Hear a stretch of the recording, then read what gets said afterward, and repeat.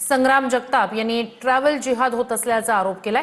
अहिल्यानगरमध्ये संग्राम जगताप यांच्या नेतृत्वात आंदोलन केलं जात आहे। या सगळ्या संदर्भात अधिक जाणून घेऊया आपले प्रतिनिधी कुणाल जायकर यांच्याकडनं। कुणाल, ही दृश्य आपण पाहतोय, संग्राम जगताप यांच्या नेतृत्वात निघालेली ही बाईक रॅली आहे, आंदोलन त्यांच्याकडून ट्रॅव्हल जिहाद विरोधात केलं जात आहे। काय नेमकं म्हणणं आहे संग्राम जगताप यांचं?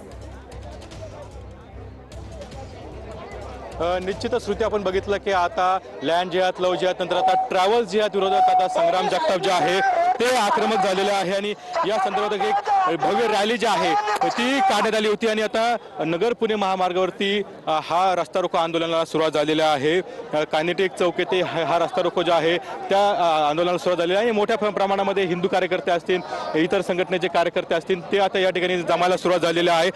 त्यामुळे आता आपण बघतो की ट्रॅव्हल जिहादमध्ये आता कुठेतरी महिलांवरती, हिंदू महिलांवरती छेडछाड केली जाते किंवा त्यांच्यावर गैरकृत्य केलं तर असा आरोप जो आहे तो या ठिकाणी करण्यात येत आहे आणि त्या विरोधात आता सगळे आक्रमक जे आहे ती या ठिकाणी हिंदू कार्यकर्ते झालेले आहे आणि आमदार संग्राम जगताप यांच्या नेतृत्वात खरं तर हे आंदोलन जे आहे ते या आंदोलनाला सुरुवात झालेली आहे आणि खरं तर आपण पाहू शकतो की सकाळपासूनच मोठ्या प्रमाणामध्ये कार्यकर्ते ज्या ठिकाणी दाखल होत होते आणि आता ह्या ठिकाणी कुठेतरी आंदोलनाला सुरुवात झालेली आहे।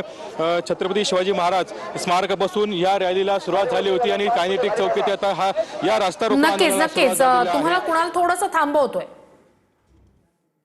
मिळाले होते आणि कुणाल, संग्राम जगताप संवाद साधताय, आपल्याला ऐकता येईल का ते नेमकं काय म्हणतायत?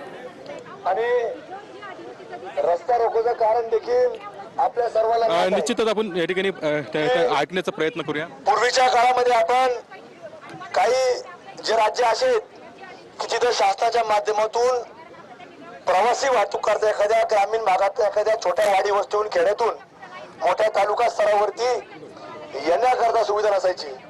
मग तिथं त्या गाड्या कुठल्याही प्रकारे कंपनी नसताना फक्त कुठेतरी चेसी तयार करणं, त्याच्यावरती मशीन बसवणं आणि मग प्रवासी वाहतूक करणं असा तो उदरनिर्वाहाचं एक वेगळं साधन प्रवासी पाहत असताना आपल्याला पाहायला मिळायचे। आणि हे जर मी जे सांगतोय ते पाहायचं असेल तर ते आजही राजस्थान सारख्या राज्यामध्ये आजही आपल्याला तशा प्रकारची वाहतूक ही आपल्याला पाहायला मिळते। मग तिथं अनेक असे प्रकार कुठेतरी सातत्याने घडत असायचे। रात्री अपरात्री एखाद्या महिलेला कुठेतरी वेगवेगळ्या प्रकारे छेडखानी व्हायची, वेगवेगळ्या प्रकारे तिच्या आबरूवरती हात टाकण्याचं काम व्हायचं।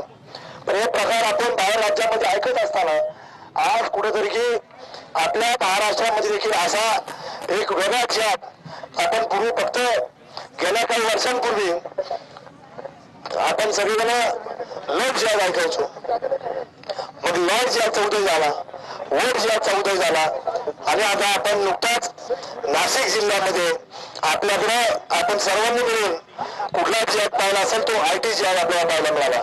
आणि आज गेल्या 8 दिवसापूर्वी आपण सर्वांनी कुठला जिहाद पाहिला असेल, माझी तुम्हाला विनंती आहे बंधू बांधवांना की आपण थोडा वेळ गुन्हा बसल्यानंतर काही फरक पडत नाही। आपण जर आज बसलो तर उद्याच्या पुढच्या पिढ्या सुरक्षित राहणार आहेत आणि तुम्ही जोपर्यंत आहेत, तुम्ही जरी सगळे गेले तरी आमच्या मागण्या उचपर्यंत मी आता सुद्धा तुम्ही हल्ला राहतो, तुम्हाला मी आता सांगतो। 10 मिनिटं खाली आहो, इतके हाल सोचलेच भगतसिंग असतील किंवा छत्रपती शिवाजी महाराज, संभाजी महाराज असतील आणि आपण थोड्या वेळ खाली बसू शकत नाही। याच्यापेक्षा काय वाईट पाहिजे आता सगळ्याला मिळून लागतं, कुणी सांगितलं नाही। आणि हिंदूंची व्याख्या ही महाराष्ट्रात दिसली पाहिजे, देशात दिसली पाहिजे। याला का आपल्या प्रत्येकाला काय वेगळंच आंदोलन